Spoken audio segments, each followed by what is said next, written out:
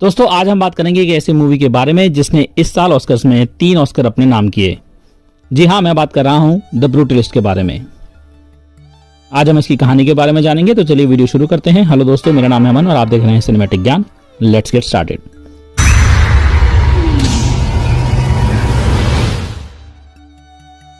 Overture film 1940 के दशक में शुरू होती है, जब एक बॉर्डर ऑफिसर एक यंग लड़की जोफिया का इंटरव्यू ले रहा है। यहाँ से ये सीन उसके अंकल लाज़लो टॉथ पर शिफ्ट होता है, जब वो बाकी इमिग्रेंट्स के साथ बुडापेस्ट से बोट पर अमेरिका आ रहा होता है। लाज़लो की पत्नी एलिजाबेथ का वॉइस ओवर हमें सुनाई देता है, जो अपने पति को अपने और जोफिया के ठिकाने के बारे में एक लेटर लिखती है, इससे पहले कि उन्हें वापस ले जाया जाए। वो लिखती है, लाज़लो, मैं जिंदा हूँ। एटिला ने मुझे बताया कि तुम भी जिंदा हो और ब्रेमर हेवन से उसके पास जा रहे हो। खुश रहो। मैं तुम्हारे बारे में खबर पाकर खुशी से चिल्ला उठी। जोफिया मेरे साथ है, हालांकि वो कमजोर, अजीब और काफी बीमार है। हम उत्सुकता से अपने देश भेजे जाने का इंतजार कर रहे हैं, लेकिन हाल ही में जोफिया अपने जैसी नहीं रही है, जिससे लोकल ऑफिशियल्स के मन में गैर जरूरी शक पैदा हो गया है। ये अच्छी बात है, कुछ सोवियत लड़कों ने हमें पसंद किया है। उन्हें आपकी बेचारी भतीजी पर दया आती है, जो तब से और भी ज्यादा सुंदर हो गई है जब से आपने उसे आखिरी बार देखा था।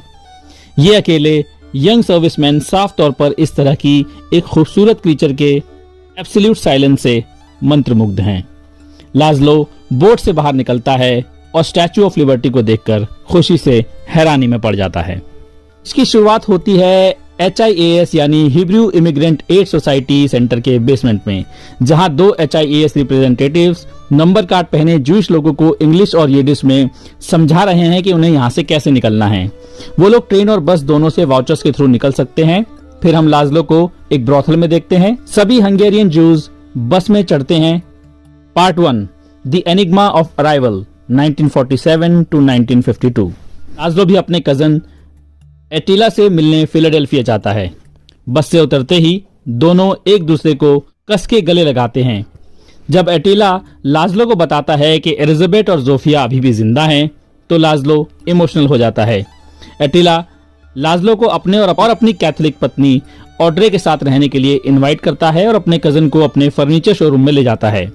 एटिला ने यहाँ क्लोजेट में लाज़लो के सोने के लिए कुछ स्पेस बनाया है, जहाँ बस एक कॉट और लैंप है।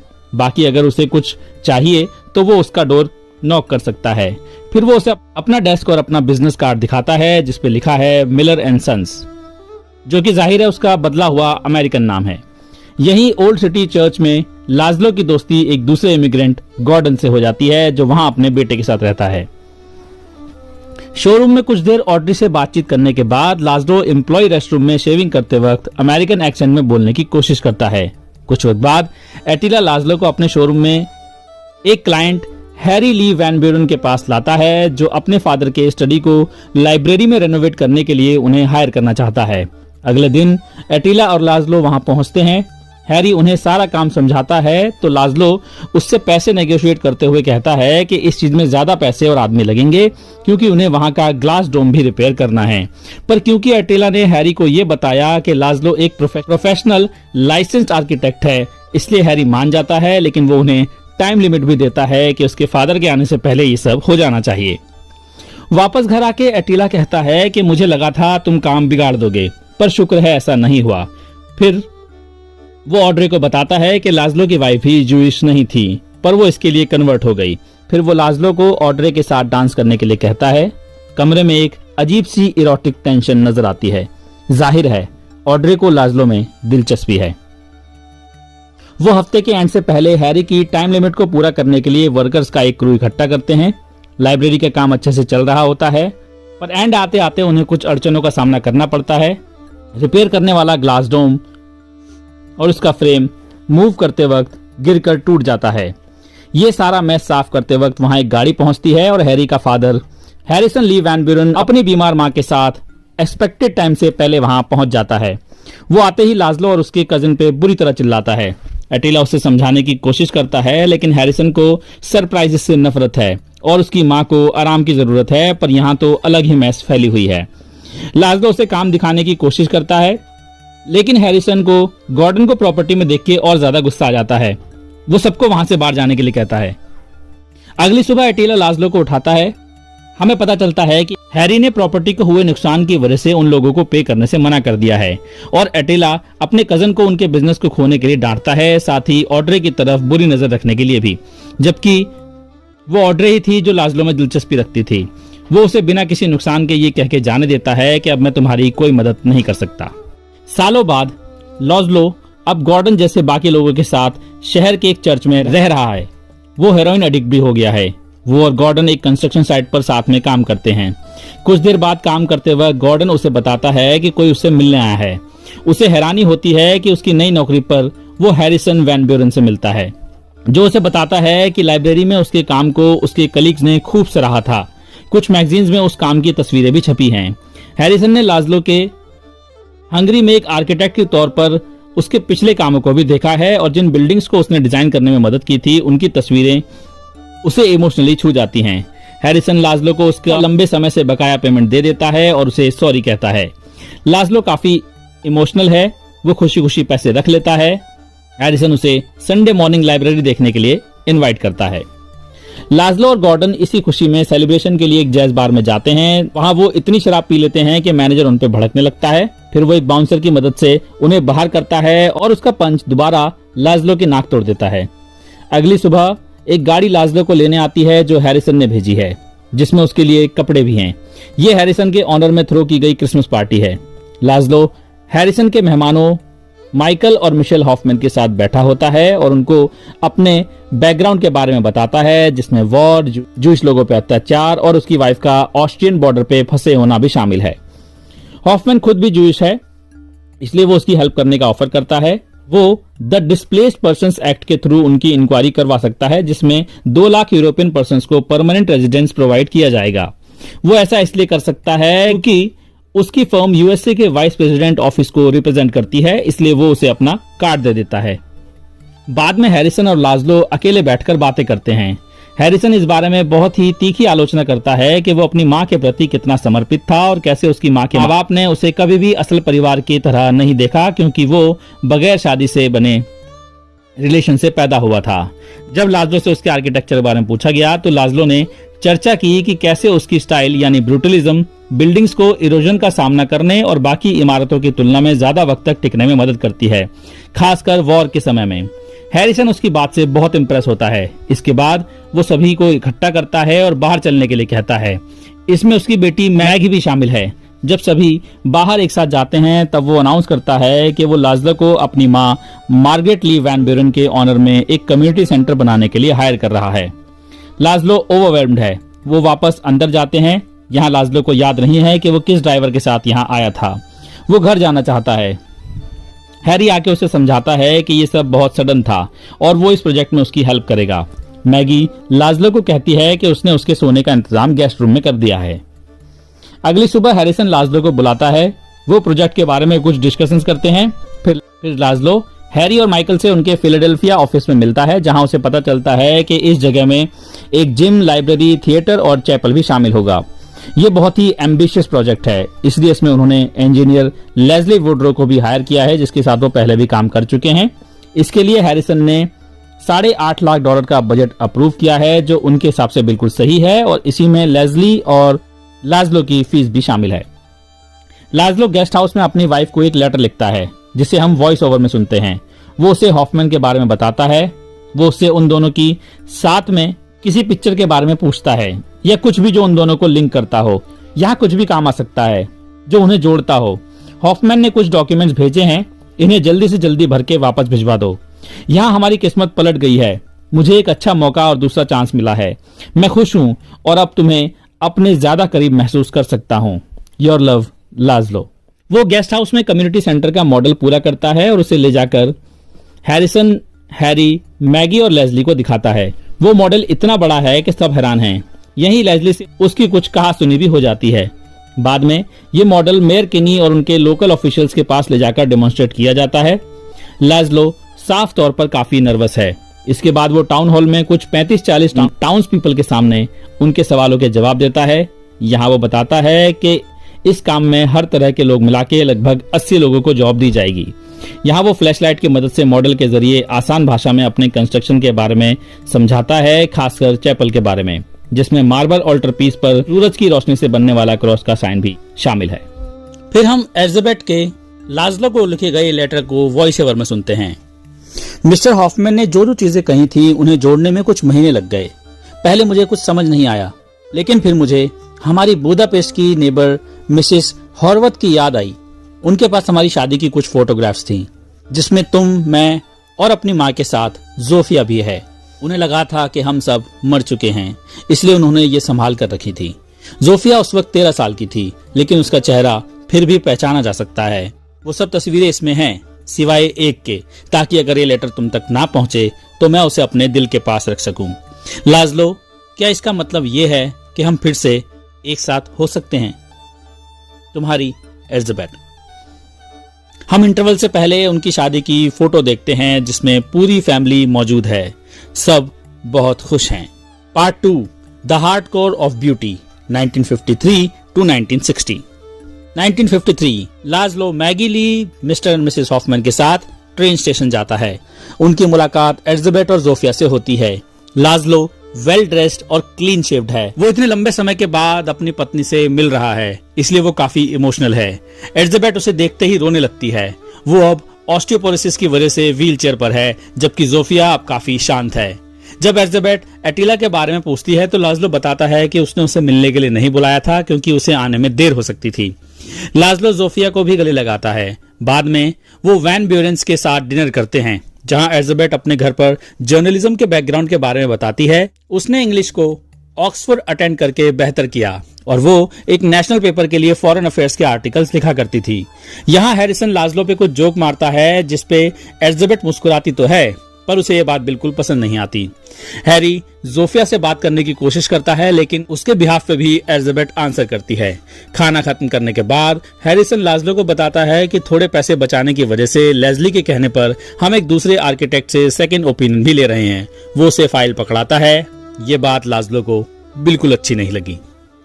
रात में लाज़लो जोफिया को उसका रूम दिखाता है। वो किसी छोटी लड़की जैसा है, क्योंकि जोफिया उसे उतनी ही उम्र की याद है, पर जोफिया कुछ कंप्लेन नहीं करती। एलिजाबेथ लाज़लो के साथ इंटीमेट होना चाहती है, लेकिन लाज़लो को डर है कि वो उसे चोट पहुंचा सकता है। वो उसे हैंड जॉब देती है और कहती है कि उसने सपने में देखा कि वो उसके साथ मौजूद है, लेकिन बाद में उसे एहसास हुआ कि ये ड्रीम्स नहीं, ये विजन्स थे। वो हमेशा उसके साथ थी, पर जो भी उसने किया उससे वो जेलस नहीं है। वो उसे माफ कर देती है। लाज़लो उसके गले लग के रोने लगता है। दोनों नए देश में, नई भाषा में, नई जिंदगी की शुरुआत करते हैं। अगले दिन जोफिया और एलिजाबेथ प्रॉपर्टी से गुजरते हुए फिलाडेल्फिया जा रहे होते हैं। तभी वहां से हैरिसन की कार गुजरती है। वो उन्हें लिफ्ट देता है और यहाँ बहुत सी बातें होती हैं, जैसे वो कितना पीता है, उसे आर्किटेक्चर में दिलचस्पी कैसे आई, वगैरह वगैरह। इसके अलावा वो एलिजाबेथ की एक दोस्त के न्यूज़पेपर में सिफारिश करने का जिक्र भी करता है। इधर कम्युनिटी सेंटर के कंस्ट्रक्शन के दौरान लाज़लो लेज़ली से झगड़ता है, क्योंकि वो लाज़लो के ओरिजिनल आइडिया से विचलित होने के लिए उसकी पीठ पीछे दूसरे डिजाइनर जिम सिम्पसन से मिलने गया था। उसने डिजाइन में कुछ बदलाव किए, जिससे लाज़लो नाराज हो गया। उसने फिर से उसमें नए चेंजेस किए और उसका भुगतान अपनी फीस से करने को कहा। कंस्ट्रक्शन साइट पर 7 आदमी पहुंचते हैं। लाज़लो, वैन ब्यूरेन, हैरी ली, लेज़ली, मेयर किनी, माइकल हॉफमैन और जिम सिम्पसन। यहाँ बिल्डिंग की फाउंडेशन के लिए खुदाई हो चुकी है। लाज़लो अपने नए आइडियाज के बारे में यहाँ सबको शांति से बताता है, पर जब जिम उसके नए आइडियाज और उसकी कॉस्ट पर सवाल उठाता है तो लाज़लो अपने डिजाइन को लेकर उससे भी भिड़ जाता है। वो उससे पूछता है कि एज एन आर्किटेक्ट उसने क्या चीजें बनाई हैं। बहस बढ़ने लगती है। हैरिसन उसे रोककर घर जाने को कहता है, पर मेयर किनी भी जिम के कुछ पॉइंट से सहमत हैं। बाद में हैरिसन एक शवल के साथ एक पिक्चर क्लिक करवाता है। हैरिसन, मैगी और एलिजाबेथ यहाँ साथ में काफी हंसी मजाक करते हैं। हैरी नशे में लाज़लो से कंस्ट्रक्शन में उसकी फीस यूज किए जाने के बारे में बात करता है, जो उसकी समझ से बाहर है। फिर वो जोफिया के म्यूट होने और दूसरों को उसकी वजह से अनकंफर्टेबल फील होने के लिए लाज़लो से जिक्र करता है। लाज़लो किसी चीज का भी ढंग से जवाब नहीं देता। इसके बाद हैरी उसे बताता है कि उनका परिवार उसे मुश्किल से बर्दाश्त करता है। लाज़लो गुस्से में वहां से एलिजाबेथ और जोफिया को लेकर गेस्ट हाउस की तरफ निकल जाता है और अपनी फीस वाली बात उन्हें बताता है। एलिजाबेथ यहाँ अपनी सैलरी से घर चलाने की बात करती है। इसके बाद उनकी फैमिली गॉर्डन और उसके बेटे के साथ डिनर करती है। बाद में एलिजाबेथ को पता चलता है कि वो सीलिंग की हाइट बढ़ाने के लिए पे कर रहा है। अगले दिन सुबह कुछ लोग ट्रेन डिपो पर एक ट्रेन में प्री कास्ट कंक्रीट लोड कर रहे होते हैं। कंस्ट्रक्शन के लिए मटेरियल्स ले जा रही एक ट्रेन पटरी से उतर जाती है और उसमें एक्सप्लोजन होता है। वो इतनी दूर जा चुकी होती है कि इसकी आवाज बहुत ही कम सुनाई देती है। इसी रात एलिजाबेथ दर्द से कर्रा रही होती है और जोफिया को बुलवाकर अपनी मेडिसिन मंगवाती है। अगले दिन लेस्ली से पता चलता है इस हादसे में दो ब्रेकमैन हॉस्पिटल में भर्ती हो चुके हैं। अब कुछ नहीं किया जा सकता। हैरिसन बहुत नाराज है और वो इस डर से बाकी क्रू को निकाल देता है कि इस खबर से उसकी इमेज पे क्या असर पड़ेगा। लाजलो उसे रोकने की कोशिश करता है पर वो उसकी एक नहीं सुनता। उसके जाने के बाद लाजलो कंस्ट्रक्शन साइट पर गॉर्डन को थोड़े पैसे दे देता है। फिर लाजलो गुस्से में घर पर बनाए गए अपने मॉडल को डिस्ट्रॉय कर देता है। एलिजाबेथ ये सब देख के परेशान है। वो उसे समझाने की कोशिश करती है पर वो टूट चुका है। कुछ वक्त बाद माइकल एक Rudolph Heywood and Associates lobby नाम की जगह पे पहुंच के लाजलो के बारे में पूछता है। वो यही जॉब करता है। जोफिया फिर से बोलना शुरू कर चुकी है और उसने बेन्यामिन नाम के एक आदमी से शादी कर ली है और वो 5 मंथ्स की प्रेग्नेंट है। जोफिया ने लाजलो और एलिजाबेथ को बताया कि वो और बेन्यामिन अलिया बना रहे हैं और जेरूसलम जाने की प्लानिंग कर रहे हैं। एलिजाबेथ इस खबर से दुखी है और जोफिया से इस बात पर बहस करती है कि वो भी अमेरिका में जूइश फेथ के अकॉर्डिंग जी रहे हैं या नहीं। लेकिन जोफिया उन्हें अपने और बेन्यामिन के साथ चलने के लिए एनकरेज करने की भी कोशिश करती है, क्योंकि उसे लगता है कि अखबार में औरतों के लिए कॉलम लिखने का एलिजाबेथ का काम उसके लेवल से काफी नीचे है। लाजलो ने यह भी अनाउंस किया कि माइकल आज उसके ऑफिस आया था और हैरिसन ने प्रोजेक्ट को फिर से शुरू करने का फैसला किया है और उसे वापस काम पर बुला लिया है। वो उसके लिए अरेंजमेंट करने को कहता है, लेकिन एलिजाबेथ कहती है मुझे तुम्हारी मदद नहीं चाहिए। लाजलो घर से निकलने से पहले हेरोइन के लिए सिरिंज भी पैक कर लेता है। वो हैरिसन के साथ केरारा जाता है और माइंस में ब्लैक रॉक्स को खरीदने के लिए एक कलीग ओराजियो से मिलता है। हैरिसन ब्लैक रॉक को देख के बहुत खुश हो जाता है। रात में ओराजियो के एलियर में हैरिसन लाजलो को हेरोइन यूज करते हुए देखता है। वो नशे में बिल्कुल धुत है। लाजलो उल्टी करना शुरू कर देता है और हैरिसन उसकी पीठ थपथपा के कहता है तुम लोगों की इन्हीं हरकतों की वजह से लोगों ने तुम्हें प्रोसिक्यूट किया। लाजलो बहुत कमजोर पड़ जाता है। वो जमीन पे पड़ा होता है और हैरिसन अपना रसूख और डोमिनेंस दिखाने के लिए उसका असॉल्ट करके उसका रेप करता है। अगले दिन बिल्कुल नॉर्मली दोनों चीजें खत्म करके डोयल्सटाउन लौट आते हैं। काफी टाइम बीत चुका है। कंस्ट्रक्शन साइट का काम जोरों पर है। बहुत सारे कंस्ट्रक्शन वर्क के चलते हुए हम एलिजाबेथ का जोफिया को लिखा लेटर वॉइस ओवर में सुनते हैं। नाराज मत होना, लेकिन तुम्हारे अंकल लाजलो ने जोर देकर कहा कि मैं तुम्हारे और बेन्यामिन के लिए कुछ बैंक नोट इकट्ठा करूं। हमें उम्मीद है कि वो नाराज नहीं होगा और इन्हें लोकल करेंसी में बदलना बहुत मुश्किल नहीं होगा। यहाँ मैं बहुत अकेली हूँ, शायद पहले से कहीं ज्यादा अकेली। तुम्हारे अंकल ने मेरे लिए दरवाजा बंद कर दिया है। जिस आदमी से मैंने शादी की वो अंदर है, लेकिन ताले का कॉम्बिनेशन मैं नहीं समझ सकती। वो अब सिनेगॉग भी नहीं जाता। जब मैं उससे पूछती हूँ कि क्यों, तो वो जवाब भी नहीं देता। शायद उसका अपना अहंकार उसे अब हमारे कम्युनिटी के साथ कनेक्शन बनाने की अनुमति नहीं देता। मुझे बताओ कि तुम कैसी हो, तुम असल में कैसी हो। तुम तीनों को हमारा बहुत सारा प्यार, एलिजाबेथ। जैसे जैसे प्रोजेक्ट आगे बढ़ता है, लाजलो गॉर्डन समेत वर्कर्स के साथ और ज्यादा अग्रेसिव हो जाता है। वो हर छोटी छोटी डिटेल को फोर्सफुली समझाता है। वो स्कैफोल्डिंग के साथ चलने के लिए एक यंग एम्प्लॉय को निकाल भी देता है और फिर गॉर्डन को उसके साथ बात करने की वजह से निकाल देता है। एलिजाबेथ को ये चीज बिल्कुल पसंद नहीं आती। लाजलो एलिजाबेथ के साथ मैनहट्टन वापस जा रहा होता है और रास्ते में उन लोगों की इन सभी चीजों को लेकर बहस होती है। वो उसे एरोगेंट कहती है। लाजलो खुद को जस्टिफाई करता है। गुस्से में उससे कहता है कि अमेरिकन अपने देश में उनके जैसे लोगों को नहीं चाहते और इन लोगों में एटिला भी शामिल है। वो उसे अपने ऊपर लगाए हुए इल्जाम के बारे में भी जिक्र करता है। रात में एलिजाबेथ डर से कर्रा रही होती है और लाजलो उसकी दवा नहीं ढूंढ पाता, क्योंकि आमतौर पर जोफिया ही उसे दवा देती थी। उसके पर्स में एक हाफ पिल पड़ी है। वो दर्द को कम करने के लिए उसे कुछ हेरोइन का इंजेक्शन देता है। वो इतने आराम में आ जाती है कि उससे थोड़ी और की डिमांड करती है। लाजलो ब्लाइंड्स कवर कर देता है और रूम में डार्कनेस छा जाती है। दोनों इंटेंस सेक्स करते हैं। कुछ देर बाद वो टॉयलेट जाने के लिए कहती है। लाजलो उसे छोड़ के बाहर आता है और जब दरवाजा खुल के देखता है तो एलिजाबेथ को ओवरडोज हो चुकी है। उसके मुंह से झाग निकल रहे हैं। वो उसे हॉस्पिटल ले जाता है, जहां वो उसके होश में आने तक उसके पास ही रहता है। वो होश में आने के बाद उससे कहती है, तुम्हें याद है तुमने हमारे बेडरूम में मुझसे क्या शेयर किया? उसके बारे में शर्मिंदा मत हो। वो लाजलो के रेप की बात कर रही है। वो अमेरिका के बारे में लाजलो की बुरी फीलिंग्स और जोफिया और उसकी बेटी के साथ इजराइल में रहने की उसकी इच्छा से सहमत हो जाती है। बाद में एलिजाबेथ एक वॉकर का यूज करती है और वैन ब्यूरेन के घर जाती है।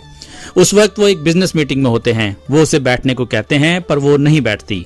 वो कहती है मैं कुछ ऐसा शेयर करने आई हूं जो सुन के तुमको बहुत तकलीफ होगी। इसके बाद वो खुलेआम हैरिसन पर सबके सामने रेपिस्ट होने का इल्जाम लगाती है।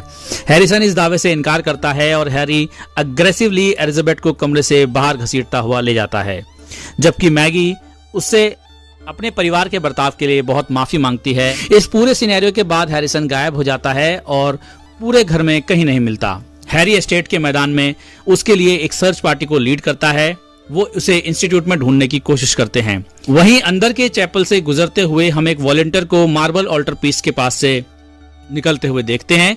वो कहता है यहाँ कुछ है। यहाँ सूरत से हम क्रॉस का साइन बनते हुए देखते हैं, जिसे लाज़लो ने कई बार अपने मॉडल में शो किया है। यहाँ हैरिसन का फेट अनकेले रह जाता है और हम सीधा आगे बढ़ते हैं। Epilogue, the first architecture बिनाले। 1980 में वेनिस में लाज़लो के काम का एक रेट्रोस्पेक्टिव एग्जीबिशन हो रहा है। एलिजाबेथ बहुत पहले ही गुजर चुकी है, लेकिन जोफिया अपनी बेटी के साथ एक स्पीच के लिए बुजुर्ग लाज़लो को ले जाने के लिए वापस आ गई है। जोफिया अपने अंकल के बारे में स्पीच देती है और बताती है कि कैसे कम्युनिटी सेंटर का कंस्ट्रक्शन पूरा हुआ और कंसंट्रेशन कैंप जैसा बनाया गया। वो लाज़लो द्वारा बताई गई बात से कंक्लूजन निकालती है, चाहे दूसरे आपको कुछ भी बेचने की कोशिश करें, लेकिन असल में मंजिल नहीं बल्कि जर्नी मायने रखती है। ये कहते कहते वो इमोशनल हो जाती है और इसी के साथ ये फिल्म खत्म हो जाती है।